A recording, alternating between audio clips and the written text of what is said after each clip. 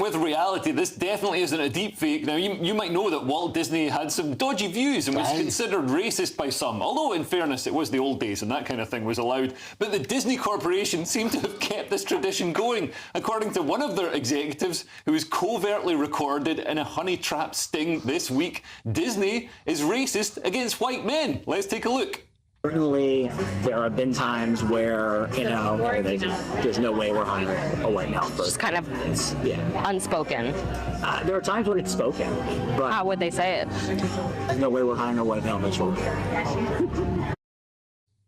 Wow, and that's caught on camera in a honeytrap sting. So somebody was posing as a date, but secretly recording him. And I mean, we've seen a few of these done by Project Veritas. But there's been a big push for diversity, equity, and inclusion across almost every company. I mean, is this just him trying to hit targets to hire more ethnic minorities by explicitly excluding white men? I think the real question is, how hot are the people that Project Veritas are sending on these dates? Because every time a Project Veritas person is on a date, the person opposite them just reveals everything that they possibly can. They're like Hunter Biden's laptop. They just everything, just take it. It's all there. But I mean, look, is this really a shock that Disney are not hiring? I mean, look at their TV, look at their programs, look at their films. This shouldn't come as a shock. I guess it's just that it's been explicitly said. But everyone sees this for what it is. They know it's true. What I love is that the three of us could be the rejects, the white heterosexual males. Yeah. We could be the rejects from Disney. Well, speak for yourself. I'm homosexual. Oh, good for you. I'm not really. I'm straight now. There's a job for you. I am Iranian. Oh, you're Iranian as well. I love it.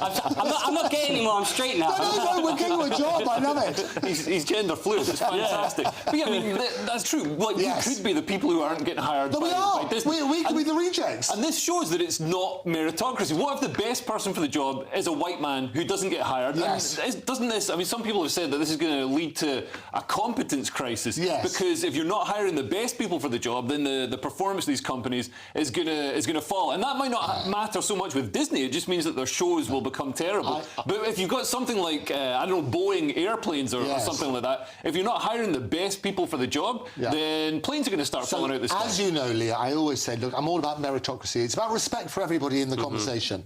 But actually, it devalues every company if you're hiring people who are substandard just to get to EDI. It doesn't make sense. So what you need to do is hire the best people for the job, irrespective of race, colour, creed, sex, any of that sort of stuff. However you identify, we want the best people for the job. That's got to be right. The best people for the job, just like Martin Luther King said, don't judge people based on their skin colour. Exactly. Judge them based on the content of the character. Absolutely. And you went to see The Acolyte, which is I did. I was there at Disney's premiere. I don't know if you got a picture, but I got into a hairy conversation with one of the Wookiees. It's got to be good. And you can see that. It was a brilliant series. I loved it. And so they've even got hairy Wookiees now. They've got hairy Wookiees. It's got to be... I sent them a picture. Maybe in the gallery they've got it. But the reality is this, is that what happens, you want the best person for the job, because that's good for everybody. What takes that? I mean, a friend of mine used to run a major company. I have many friends. A friend of mine ran a major company in South Africa.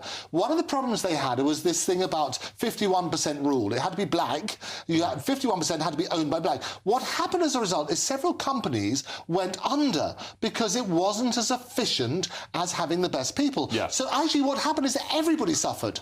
What you need to do is train people up, be blind as to race, colour, creed, and make sure that makes sense. Not being racist, what a novel concept. we've got to talk about The Acolyte, because Amanda Stenberg, the lead actress of Disney's Star Wars series The Acolyte, said in an interview that white people crying was the goal of the series. Let's take a look at this. Well, I mean, white people crying actually was the goal.